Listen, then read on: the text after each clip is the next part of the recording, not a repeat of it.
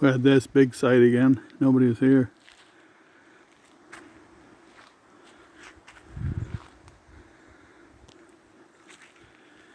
Somebody already pulled in.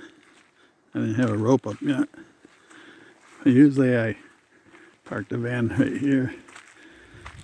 Now I got it over here. More in the sun, I think, for the solar panel. That's it for now. Thanks for watching. This site is way brighter too.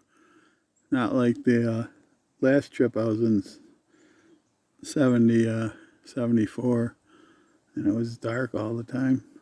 Too much trees. This site's more open. That's why I was hoping this would be open. I want to see if there is a difference, because I'm pretty sure there was. And this site, even if it's cloudy out, the batteries charge pretty good. The other site, when it was cloudy, it was too dark for it. So let's see what happens.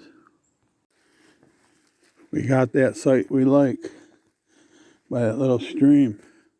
Look at it. August 7th. Dried up.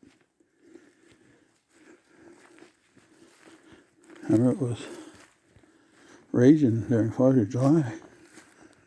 Here, there you got a little water running. And it must be seeping right in the ground. It's not going past that. Wow.